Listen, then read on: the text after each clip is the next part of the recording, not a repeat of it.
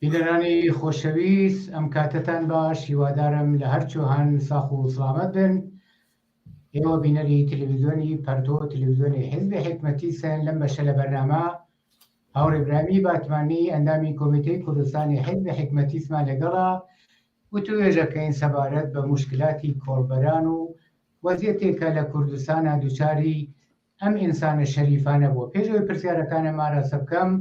هەوڕێ برای مەگەدەنجی منە بیسی زۆر خۆشاتی بۆ بەرنامەی و حوتوی تەلەڤیزیۆنی پەرتۆ. بەڵێ دەنگتانە بیسم، سپاس بۆ ئێوە بۆ بینندگان عەزیز. زۆر سپاس بۆ تۆش. هەوڵ برای مرۆڤ ئاگاداری لە جامعەی ئێرانە، جامعەیەکە 9% دەرامەد و ئیمکاناتی دنیای هەدە و 1% جەمعیەتی دنیای هەیە، یعنی بە مانایەکی تر لەسەر زەخایری نەوت و تەڵاو دەیان و سەدان زەخایری زیرزەمینی خەوتووە ئەم وڵاتە. بەڵام لە جامعەیەکی ئاوا و لەژێر حاکمیەتی جمهوری ئیسلامیە دەبینین جوانانی تەحسیلکردەی دانشگایی و ئەرشەدیان خوێندووە خەریکی کۆڵبەرین، تازە ئەمەشیان پێڕەوا نابینن. بۆ ئاگاداری بینەرانی خۆشەویستی تەلەڤیزیۆنی پەرتۆ لە سێمانگی ڕابردووە نزیکی 154 نەفەر بریندار بوون بە شکڵای جۆراوجۆر کە مزدورانی جمهوری ئیسلامی تەقەیان لێ کردوون، یا لە پەردگاوە پەرت بوون، یا لە سەرما ڕقەڵاتون، یا وەسەر مین کەوتون و 9 نەفەریش بەرەسەری تیرندازی مزدورانی جمهوری ئیسلامی لە تەیە و سێمانگی پاییزەدا گیانی خۆیان لەدەستداوە. پرسیارەکەی منەمەدە بۆچی لە شەرایەتێکی ئاوایە لە وڵاتێکی ئاوا دەوڵەمەندە خەڵک ڕوودێنن بۆ ئەم کارە پڕخەتەرە کە کوتم هەمووی جوانانی تەحسیلکردە و بێکاری دانشگاییشن. هۆی ئەم مەسەلە چییە؟ تۆ ئەم مەسەلە چۆنە بینی؟ قبلس هەرچی لەلایەن خۆمەوە سەرخۆشیەکەم بە خانەوادەی یاوەرە سەدی بە بنەماڵە و بە مناڵەکانی و بە مردم سەلەس و باوەجانی و منتەقە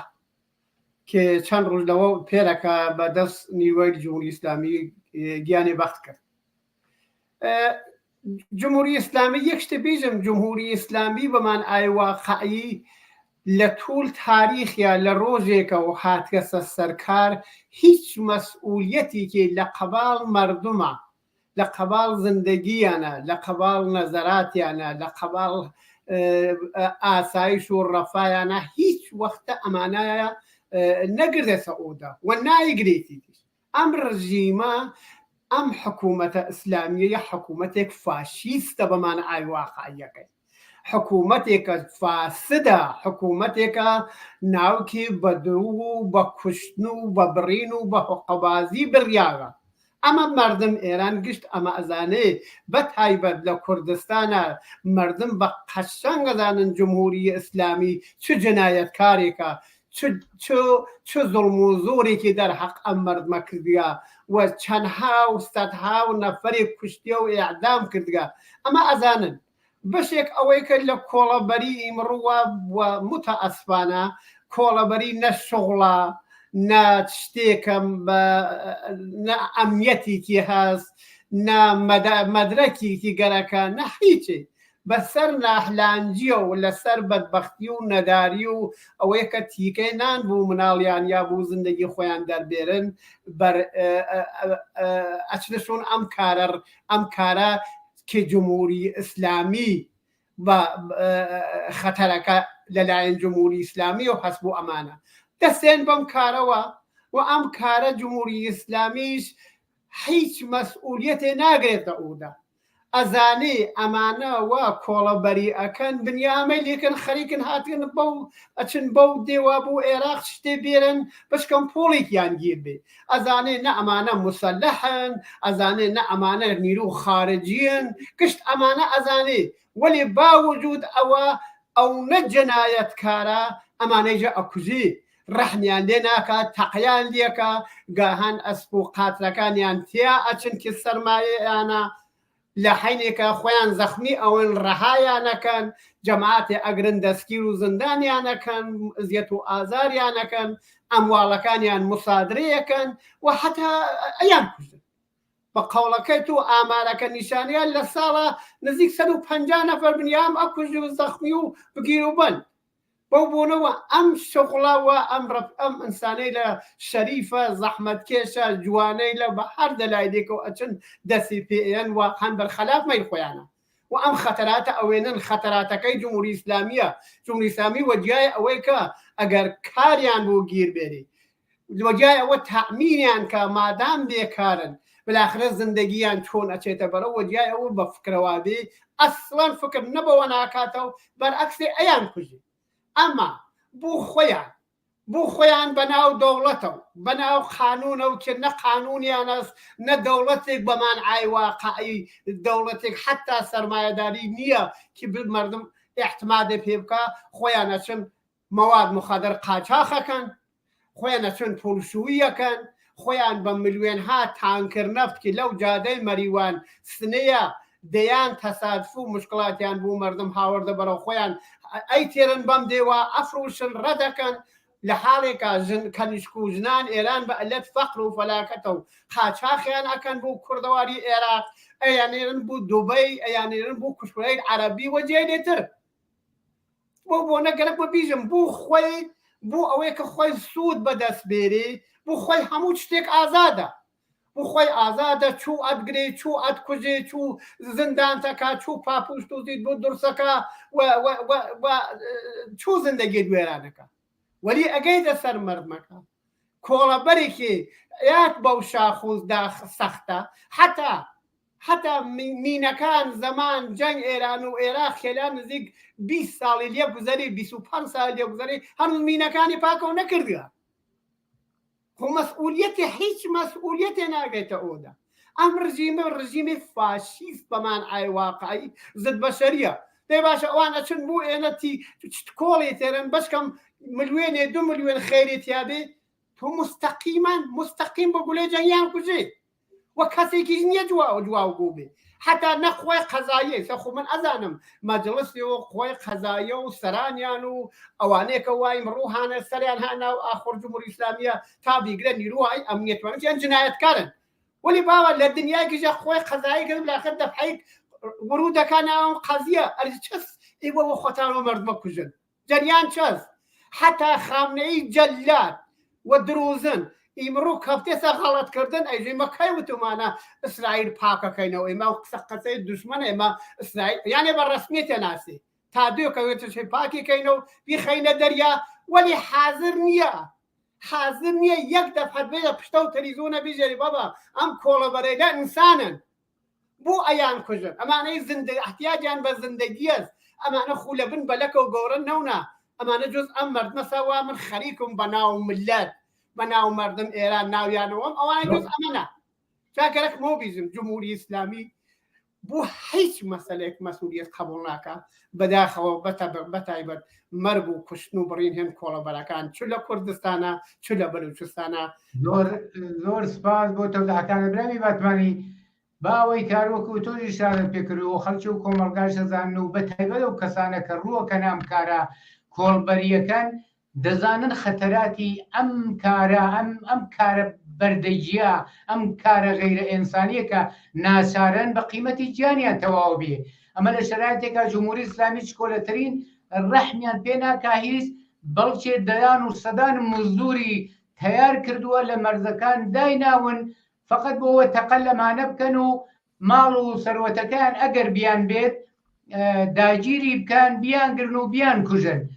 پرسیارەکەی منە مەدە باتەوەزی بەم هەموو خەتەراتە کە کوتما خەتەراتی گیانی ئیدیت لەسەر هەموو شتێکۆدا چۆنە ڕووەکەنە ئەم کارە هۆی چییە؟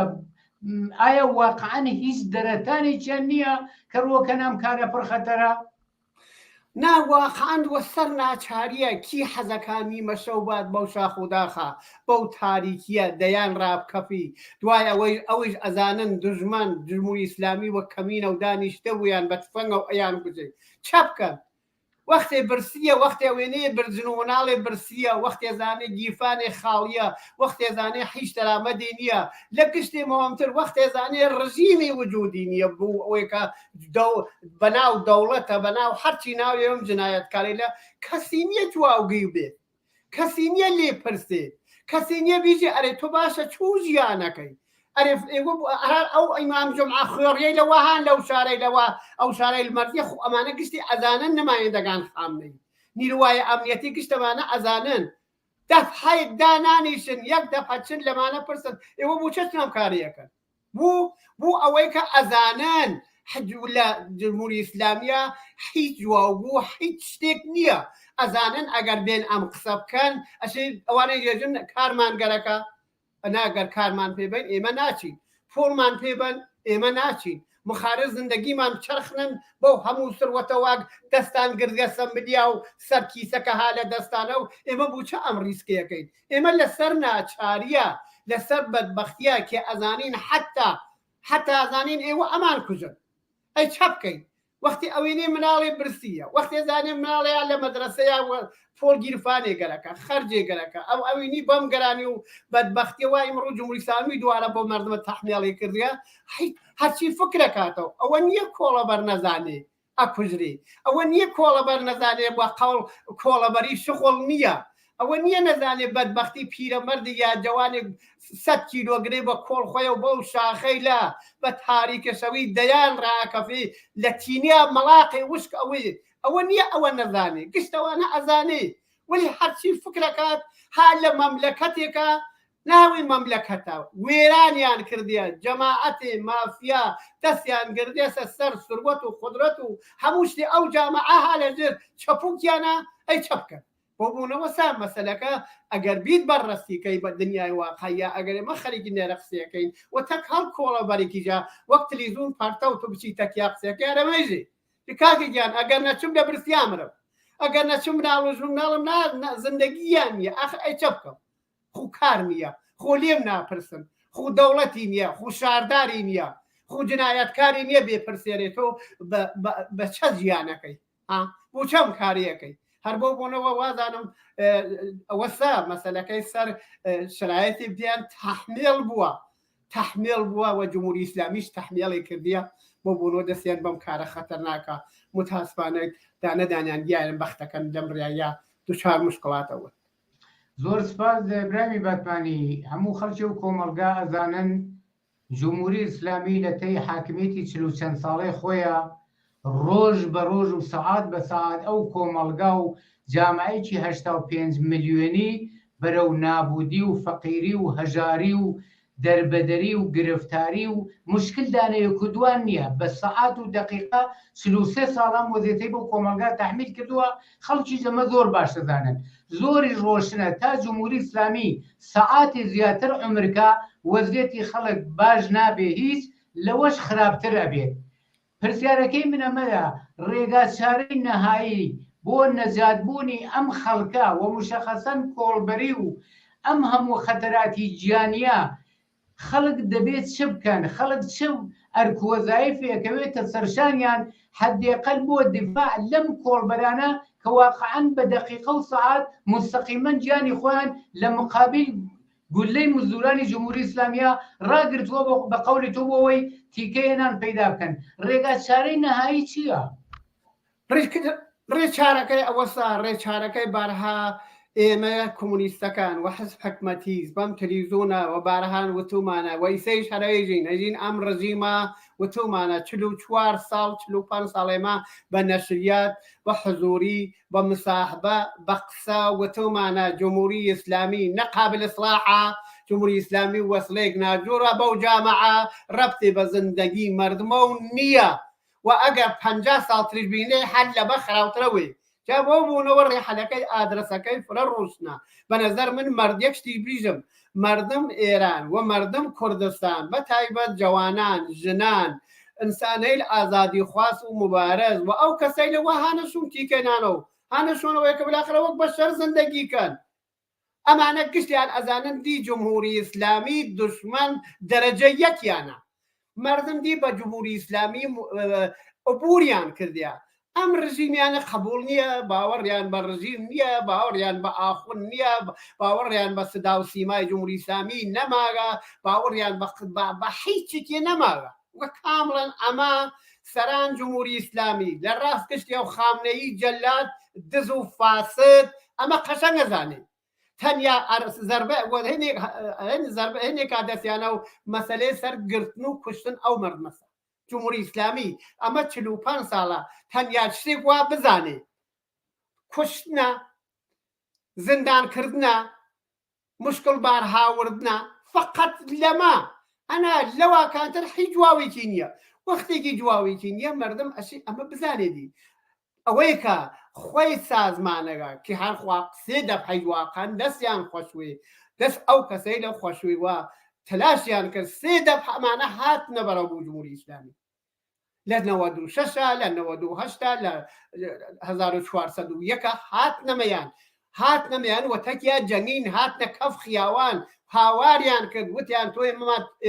ئەم ڕژیمانە گەرەک نییە فەقر و فەلاکەت دی بەسمانە نەداری و بێکاری بەسمانە زڵم و زۆر و تاحقیر بەسمانە گیرفان خاڵی بەسمانە زندان و شکنجە بەسمانە ئاخر ئێمە بەشەرین خوو بەردەنی هاتن ئەمە بە تەنازب خوای گوا وجودیان چۆن جمهوری ئیسلامی مسلحە ڕژیمێک فاشیستە و ئەسفادێکە بەو مزدورەی لەوە هان لە دەوریا فقط بە خاتر ئەوەیە کە ئاخڕەکەیان پڕ بێ مردمەکە بە دەستخاڵی دەرەخەتێ ناتن ئەم دەبحە بە نەزەر من ئەشێ کاریەی جدیتر بکردی یەکە و کاریە جدیترەوە ساکێ وتم خۆشبەختانە دی هیچ کە جمهوری ئیسلامی گەرەک نییە بەجز ئەو دار و دەستەی خۆیانە مردمەشی متحەتر بن مردم وەختی کۆڵەبەری ئەگەر لە سەلاس و باوەجانی یا کوژیاوە ئەرێ مردم سەلاس باوەجانی ئاوایەکان مردم ڕوانستەر مردم جوان ڕوو مردم پاواری بوو بۆی دەنگدانیشتە ئەشی ئەو دەم و دەستکانەوە ها لەو شارە بین دەبان سەرە و وێرانێکەن ئاوێ بنبا دەبحیتە قەڵەتی وا نەکەن بوو هەموو شتێک احتیاجێت بە هاودڵی بە هاوکاری بە قدرەت و بێتەفاوت نەوەن بچنە بەرەو و بوو جمهوری ئیسلامی سەرنگونێکن جمهوری ئیسلامی ڕێحەلێکی نییە فقط ئەم ڕژیمە فاشیستەشی سەرنگونێکن بدون تەوەهم بە چۆ ئابزارێلی ئەنوا و ئەخسام ئەبزارەی دەکرێت بە ئەحسابات سەراسەری کارگەرێکی خۆشبەختانە هاتنە سەمەیان خەریکن فشاریان بۆ هاتووە ماڵبەختەکان هەرچی ڕۆژەهانە نەکەف خیابانە پۆڵەکیان پێیان ناگەی معلم هەموو شتێک هەر نەو ئەبزاری مردم ئەشی بوویەکری بوو لابردن ئەم جمهوری ئیسلامیەشی لایوەی ئەمە خودای سەرەتانیە تا ئەمە بێ خەوەری لە ئاسایش لە ئارامش لە خۆشی وجودی نییە بەڵکو بنیامەکان خۆڕە ئەیپژی زۆر سپاس بۆ تۆزەکان برایم باتمانی پرسیارم زۆرە بەڵام وەختەکەمان گەیشت و کۆتایی زۆر سپاس بۆ تۆزەکان دوو بۆ بەشداری لەم بەشە لە بەرنامە و ڕێتلویزیۆنی پەرتۆدا سپاس بێوەی ژوو بوو بینندگان عزیز بینەرانی عزیز و خۆشەویست خۆتان زۆر باشەزانن تا جمهوری ئیسلامی یەک ڕۆژی تر و یەک ساعتی تر و یەک مانگ و یەک هەفتەی تر لەسەر قدرەت بێ وەزیەتی ئێوە لەوە خراپترە بێ باشتر نابێ و هیچ دەستێکی لە ئاسمان و ئێوە نەجات نادا غەیری ئیرادە و تەوان و یەکگرتن و یەکپارچەبوونی خۆتان نەبێ شاد و سەرکەوتن